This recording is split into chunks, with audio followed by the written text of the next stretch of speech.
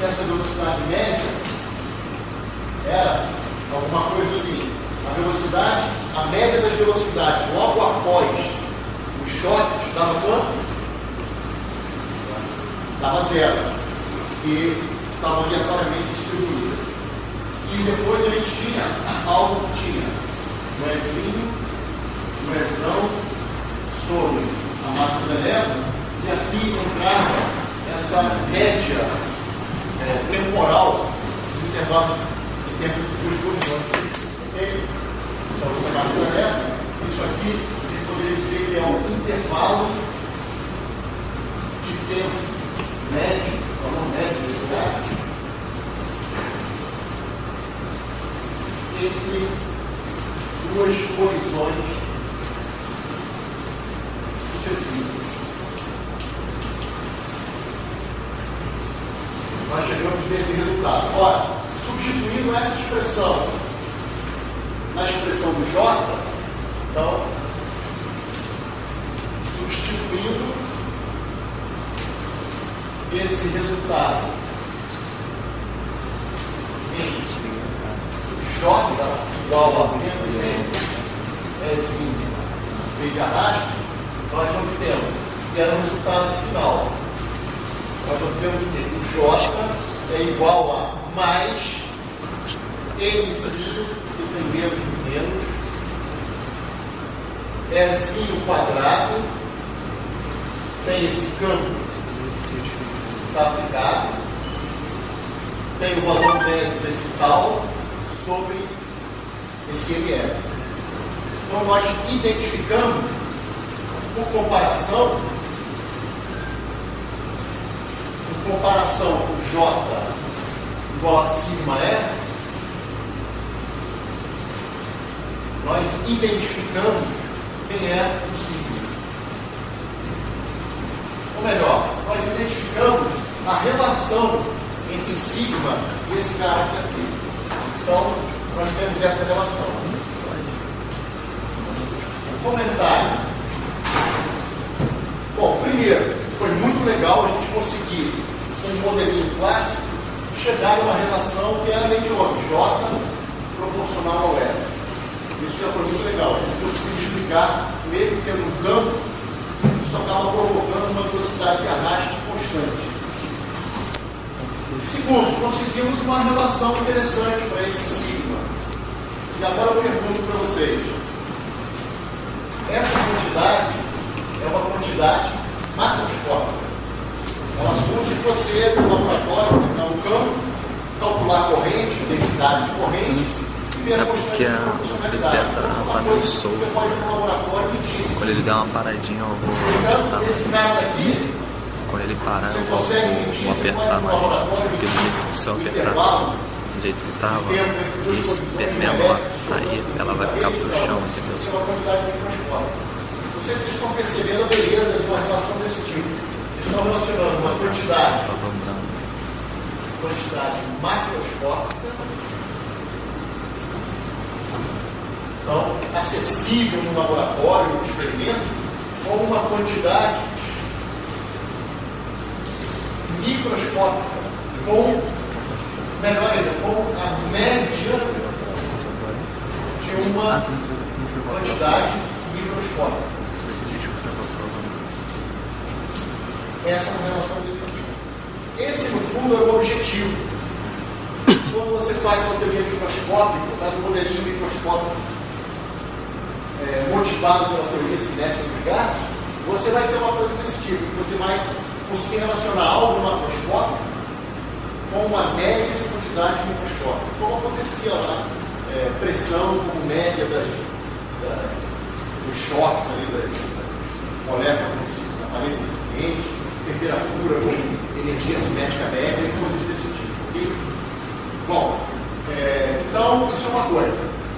Só que eu não vou usar essa fórmula para encontrar o sigma. O sigma eu já até botei tabelado. Porque, como eu falei, você vai para um laboratório e mede o sigma do cobre, do alumínio, da prata, do ouro e assim por diante.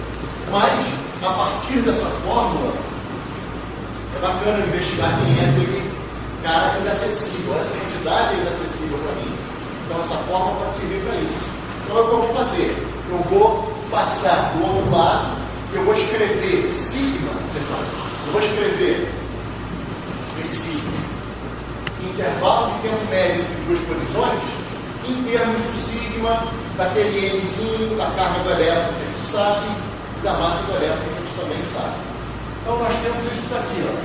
Tal médio é igual a, se olhar ali, a gente tem o tal é Nzinho sigma sobre N2. Então aqui tem massa do elétron, sigma sobre N2.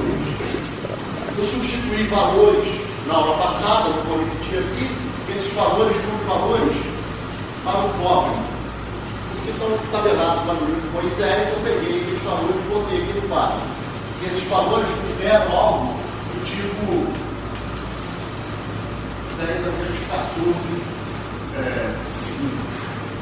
Se eu cometer algum engano numérico aí, alguém perceber, por favor, me corrija, certo? Estou fazendo as contas.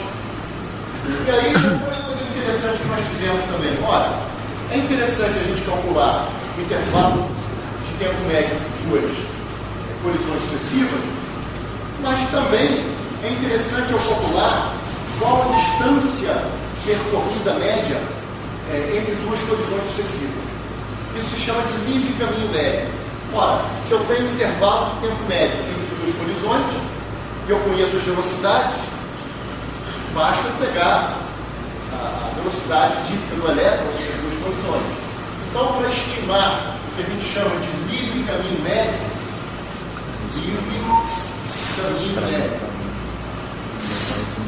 nós simplesmente podemos aqui escrever o quê? A velocidade do elétron. A gente pode pegar aquela velocidade quadrática média, que é a raiz quadrada da média ali da velocidade quadrada do elétron. Isso saiu pelo teorema de repartição da energia nesse modelo clássico. Na quântica, sai essa velocidade e entra uma outra. E aqui vence esse cara. Isso que está aqui deu, sempre para o cobre, da ordem de 30 anos. Um ano como 10 a menos 10. Se a gente quiser piorar a situação, para chamar a atenção para um erro desse modelo, já vou comentar porque isso daqui está estranho. A gente poderia, em vez de colocar aquela velocidade quadrática média, poderíamos colocar a velocidade que sai da mecânica quântica, que eu não obtive em sala. Poderíamos até obter, isso está no livro, só que requer um pouco mais de trabalho, está ligado ao princípio da exclusão de Pauli e tudo mais, mas simplesmente aceitem o seguinte, eu vou botar uma observação. Na mecânica quântica, a gente teria que trocar esse cara pelo que se chama de velocidade de ferro. Velocidade de ferro. Eu estou falando o seguinte, na mecânica, os elétrons que participam da produção são os elétrons mais energéticos, que estão nos níveis de energia mais altos. Quando você calcula isso pela mecânica quântica, você chega em valores que eu vou colocar aqui agora. Eles são chamados, é só um nome, de velocidade de Fermi. A energia desse nível é a energia de Fermi. O momento linear de massa pela velocidade seria chamado de momento de Fermi. É apenas um nome que foi dado. Então, a velocidade de Fermi é a velocidade dos elétrons que participam da condução lá. E aqui isso seria a velocidade dos elétrons no meu modelinho clássico. Então, se eu quiser usar mecânica quântica, devemos fazer essa substituição. Esse cara que está aqui, para o cobre, era da ordem de, se eu não me engano, não me lembro o valor aqui, mas aqui o que importa é que é da ordem de 10 a 6 metros por segundo. Ou seja, uma ordem de grandeza a mais que esse cara aqui. Esse cara aqui era da ordem de 10 a 5 metros por segundo. Eu me lembro quando eu saí aqui, tinha que explicar.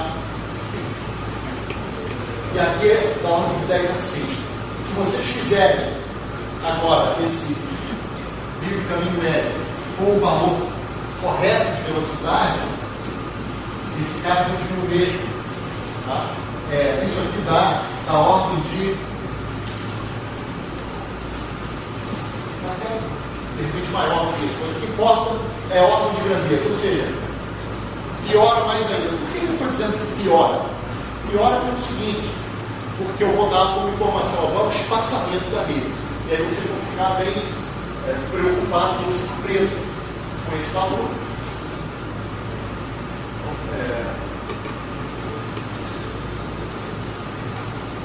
O espaçamento da rede cristalina para o cobre é aproximadamente 2,6 anos. Qual é o comentário que a gente poderia fazer? Olhando para cá e para cá, mais ainda. O que surpreende vocês? Pessoal, vamos lá, quero ouvir um pouco a voz de vocês aí. O que surpreende vocês? Espaçamento da rede significa distância entre os obstáculos. Esse valor, vamos chamar bastante atenção, esse valor aqui é muito maior. É mais de 100 vezes aquele que está ali. Significa que em vez de você esbarrar a cada metro que você anda, se as cadeiras estivessem a 1 metro de distância, aquele grupo de alunos passando pelo anfiteatro, você vai demorar 300 metros para esbarrar numa cadeira. Pegue um auditório aí do Roxinho, espalhe cadeiras 1 metro de distância entre as vizinhas e coloque o mesmo número de estudantes e o número de cadeiras. Vocês acham que vocês vão demorar 300 metros para esbarrar em cada cadeira? Não, o que você esperava? Esbarrasse a cada metro, 2 metros, 1,5 metros, sei lá, uma coisa assim. Mas demora 300 metros para esbarrar. Então isso é uma falha nesse modelinho. Tudo bem, eu usei já o resultado da ponte, mas mesmo esse aqui é porque aqui é uma falha menor, porque tem uma falha aqui, tá certo? Esse valor não é o valor correto. O valor correto é aquele lá. Mas ainda assim, a gente pode comentar o seguinte: a rede é muito mais transparente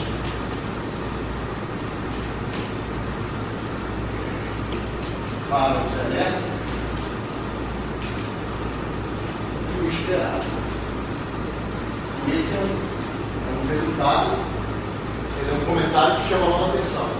A física clássica está com um probleminha. Ela não explica outras coisas também. Por exemplo, Então, eu vou fazer a pergunta que eu fiz anteriormente para ele. Você entra no auditório, tem, sei lá, 500 cadeiras, 1 metro de distância cada uma, separada entre os vizinhos. Entram 500 estudantes, você é um deles. Você acha que vai esbarrar em cadeiras a cada quantos metros que você andar? Oi? 1 metro. Mas isso, sua expectativa. Aí você percebe que demora 300 metros. Você vai dizer, caramba, o conjunto de cadeiras é muito mais transparente aos alunos do que eu imaginava. As cadeiras são os íons, os alunos são os elétrons. Então, os íons, a rede cristalina, é muito mais transparente do que a gente imaginava. Aqueles elétrons, eu esperava que eles se chocassem a cada 2,6 anos. Caramba, eles estão demorando. Estão caminhando muito mais até o choque seguinte. Isso na média. Claro que um pode se chocar rapidamente, mas na média. Então, eles não estão vendo por algum motivo aquela rede. Ou estão vendo menos. Então, a rede aqui é a rede cristalina. A rede cristalina ela é muito mais transparente aos elétrons do que o esperado. A gente esperava, geralmente, uma coisa um nível de caminho médio menor do que a gente encontrou. Aonde está o erro nisso? O erro é que a gente forçou demais a utilização da física clássica. Aqui você já precisa usar a física quântica. É claro que às vezes a física clássica fornece um monte de coisas interessantes. Eu lembro que eu falei no início da aula passada que mesmo sendo um modelo inadequado, era clássico, ele seria discutível. E foi. Nós conseguimos estabelecer essa lei, conseguimos uma relação entre sigma e aquele a média total, bem ou mal uma expressão política caminho médio, valor para ele e tal. Então a gente consegue explicar várias coisinhas interessantes, mas nós já sabíamos que o resultado seria limitado. E aqui está sendo uma das limitações. E aí, é claro, já estou dizendo para vocês que se você usar adequadamente a física, ou seja, se você usar a mecânica quântica, que é a teoria adequada para descrever fenômenos microscópicos, você vai conseguir explicar isso. Aí você fala, bom, quero ver, explica isso. Então vou te dar a explicação qualitativa. A mecânica quântica é uma teoria complicada, tardou 25 anos, no mínimo, para ser bem estabelecida, no início do século passado. Mentes brilhantes, cara, tiveram que trabalhar em conjunto para entender, não sei se entenderam completamente, talvez alguém que diga que entendeu completamente a mecânica quântica é porque não entendeu nada da mecânica quântica, que é realmente uma coisa muito complicada. Mas uma característica da mecânica quântica é a chamada dualidade onda-partícula. Assim como a luz, que era considerada onda, em algumas situações ela passou a ser considerada como partículas, os tais fótons, você já deve ter ouvido falar, as partículas também, como o elétron, também podem ser consideradas como ondas em algumas situações.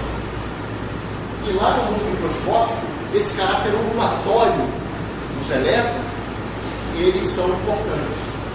E se você tratar o elétron, esse conjunto de elétrons, cada um deles tendo uma onda associada a eles, essa onda é uma coisa meio complicada de interpretar, está associada com probabilidade de encontrar o elétron em algum lugar, em algum instante, mas se você pensar como onda, a conta não é mais a conta que a gente fez aqui. A conta que a gente fez foi de partícula, ensino médio, movimento acelerado. A conta é diferente. É onda espalhando por obstáculos. Se você fizer conta com onda espalhando por obstáculos, você vai conseguir encontrar os valores corretos. Aquela rede cristalina com uma onda, devido a espalhamentos, interferências e essas coisas que acontecem nos fenômenos ondulatórios, você vai ver que ela tem um espalhamento menor. Aliás, quanto maior, mais perfeita for a rede, menos os elétrons espalham. Eu até comentei, também apenas um comentário, se a rede for perfeitamente periódica, os espalhos não há espalhamento. É como se houvesse uma adaptação das ondas naquela rede e elas não se espalham, ou seja, resistividade zero, caso a rede fosse perfeitamente periódica. Mas nunca acontece isso. Você nunca tem uma rede perfeitamente periódica. Sempre tem uma impureza que estraga tudo, sempre tem um defeito da própria rede, mesmo não sendo uma impureza, tem um defeito que estraga tudo. Em geral, você tem ambas as coisas. Além da temperatura. A temperatura, os efeitos térmicos, chacoalham esse ciclo da rede cristalina, fazendo com que a área efetiva desses átomos da rede sejam maiores, aumentando os espalhamentos também. Então vocês têm várias coisas. Mesmo baixando a temperatura, vocês ainda têm uma coisa residual. Vocês diminuem a agitação térmica da rede, mas vocês ainda têm essas impurezas ou defeitos que eu falei. Tem uma outra coisa, mas isso vai ficar para a leitura de vocês, no da matéria, que é a supercondutividade, entendeu? É uma outra coisa. Alguns materiais, quando você baixa muito a temperatura, muito mesmo, vai lá para poucos Kelvin, para o mercúrio, por exemplo, é em torno de 4 Kelvin. Quando você vai diminuindo a temperatura, a resistência vai diminuindo, de repente ela vai, a resistividade, perdão, de repente ela vai a zero. E vira o que se chama de um supercondutor. Nesse supercondutor não há dissipação. Se você provocar uma corrente, você já ouviu falar em efeito Joule, em dissipação e tal. Num supercondutor, se você fizer uma corrente, a corrente pode ficar horas, pode ficar dias, semanas, porque a resistividade vai a zero. Entender isso é uma coisa complicada. Isso foi descoberto por um holandês em 1911 e só foi explicado em 1957 por 3 caras, a chamada teoria BCS, que são siglas, são as letras iniciais do nome desses caras. Isso deu o prêmio Nobel. Isso é tema fascinante, porque você conseguir eliminar a dissipação, rapidamente você já fica pensando em aplicações tecnológicas. Só que, infelizmente, esses primeiros materiais supercondutores, eles só eram supercondutores até temperaturas muito baixas, abaixo de 20, 30 Kelvin, você conseguia transformar o cara num supercondutor. Só que isso não adianta. A temperatura ambiente é 300 Kelvin. O que adianta eu ter alguém a 20, 30 Kelvin? Eu vou gastar muito mais dinheiro fazendo o cara ser supercondutor só para eliminar a dissipação, então, economicamente, isso não é interessante. Só que, o que aconteceu? Nos anos 80, se não me engano, começaram a aparecer supercondutores com temperaturas mais altas, cada vez mais altas. Ainda não se tem temperatura ambiente, mas tem temperaturas acima de 100 Kelvin já. E a teoria explica uma outra. Na verdade, nem está totalmente estabelecida a teoria dos supercondutores a altas temperaturas. Mas isso é um tema fascinante de pesquisa. Imagina só se você conseguir materiais que a temperatura ambiente não dissipe. Podem imaginar uma economia de energia, de dinheiro, não poder dissipação. Bom, desculpe, você tinha levantado o dedo, você pessoal assistiu ou não?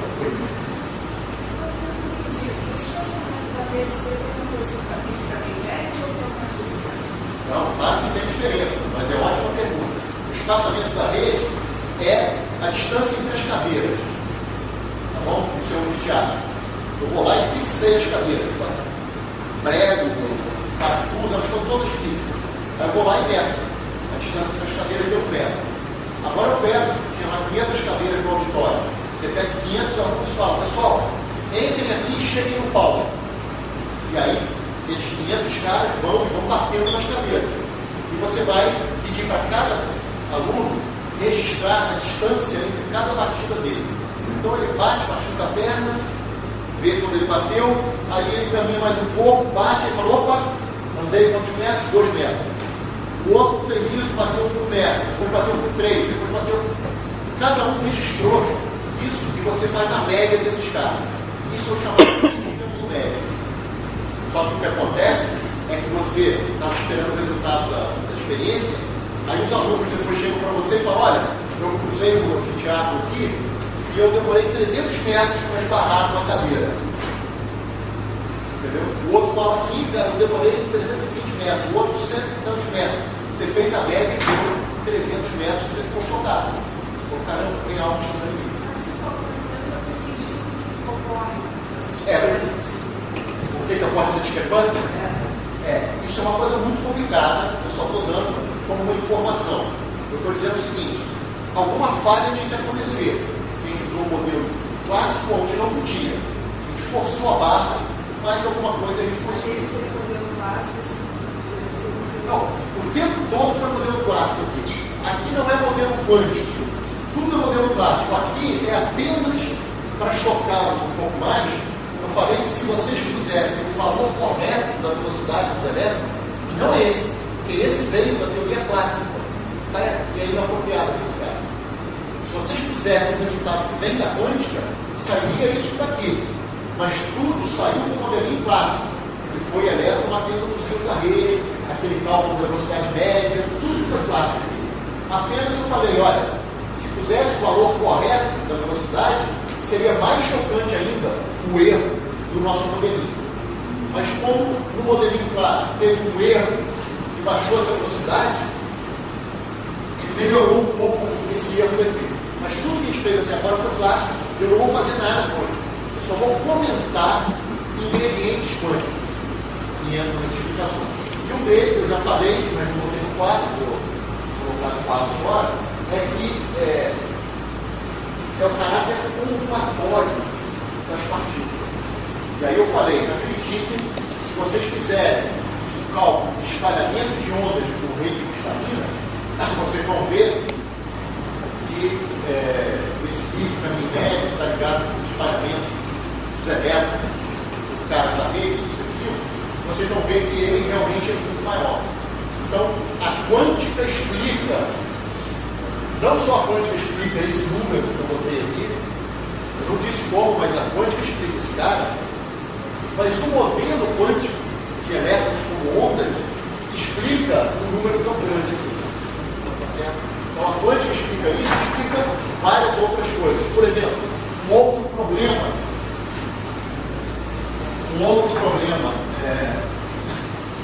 que o modelo clássico tem, vou botar aqui como observação. Outro